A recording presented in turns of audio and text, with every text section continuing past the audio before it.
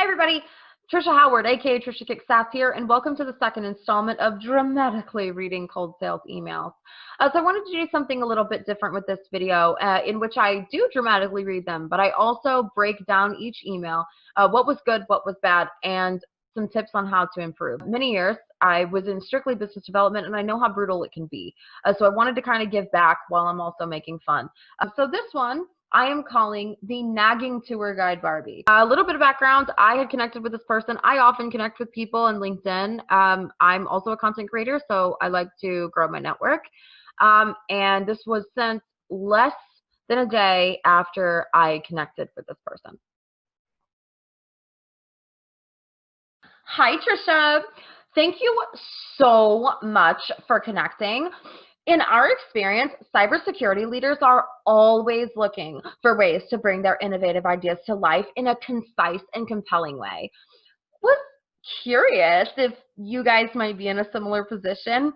We're experts in producing custom videos specifically for cybersecurity solutions that distills your message in a way that actually drives conversions and engages your audience.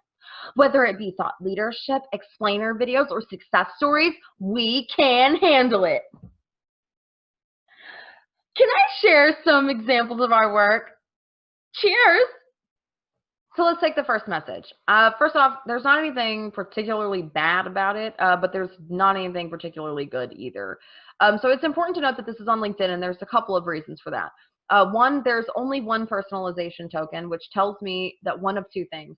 Either you literally just copy and pasted this message to like whoever connected with you, and or it's not even you. You've hired a service to actually do this on your behalf, which I personally do not like. I know that a lot of marketers do, and I'm more in the minority there, but I find it absolutely ridiculous that anyone would give access to their private and personal LinkedIn or social media accounts to run from somewhere else. But that's just me. Still, it's on LinkedIn. Now, for me personally, I have a ton of information on LinkedIn. I'm a content creator myself. I also really, like I said, I really love social media. So I put a lot of stuff out here, which means I'm giving you, the person who's selling to me, a ton of information to pull from. When the only thing that you can pull is my name, not even my company name, that tells me that you have spent less than 2 seconds sending this message, and you have a spreadsheet somewhere, and I am just a name on your spreadsheet. It's not a good look. People don't respect it, and it's so easy to spot, right? I mean, it's just the most basic of absolute basic. Hey, Trisha. Hope all is well. I sent you a note about our unique approach to video production, and I wanted to elaborate. We don't just produce killer video content. We're seasoned digital marketing experts that know how to position and track performance to maximize the ROI. And best of all, we're cybersecurity specific, so we understand the nuances and challenges of your space. We support this entire framework from A to Z, and we are seeing huge returns for our clients. Would you be open to learning a little more about our unique style? No strings attached. Let's talk about the second message. So I mentioned before, it's on LinkedIn, and it's important to note that it's on LinkedIn. Part of that is because also this is how your messages come across, depending on if somebody has deleted them or kept them, etc. So I personally don't like to delete LinkedIn messages. I like to see who's messaging me, at what time, how many times they've tried to reach out, if we've had any previous correspondence in the past. I also like to know that because I also came from a sales background, so I'm kind of like hardwired to look for that information. So I don't necessarily have a problem with reminding somebody what you sent the first time, but you need to use the same, you need to use different words than you did the first time, because using the exact same messaging, you're not telling me anything different, and I didn't respond to the first one, so I'm probably not going to respond to the second one. With that being said, when you're like, words matter so much, and I'm a copywriter, so I get it, right? It's brutal. You know, I don't sit there and go back and forth over sentences and paragraphs. It's words that I go over, and it's important. It really does matter. Killer video content. Well, you're trying to create rapport that isn't there. There's nothing that has come in these messages has actually said what is like why you're unique, right? The only thing that is potentially unique here is that they're cybersecurity specific. So that's good. Clearly they've done a little bit of research on the company. But again, there's no personalization here at all. This is a blanketed sales email that they have copied and pasted and put it in here. And again, it's just not effective. So we support the entire framework. I'm new to video content, so I don't know what framework is. Now, I'm not saying that they should know that I don't know what framework is. Maybe it is just specific to them. I don't know. I'll let some of my more established marketing and video colleagues lean in on that. But especially if there is something or verbiage that you use that is specific to your company, explain that. It might actually be a good differentiator. That would be something that would catch our attention, right? Hey, Trisha! Since I research and pre-qualify each company I reach out to, I wanted to remain persistent and send one more note. I hope you can appreciate that. As a quick refresher, I was talking about leveraging custom video content to bring your complex stories to life, whether it be product explainers, thought leadership, or success stories. Is this of any interest to you? I appreciate your consideration. Cheers.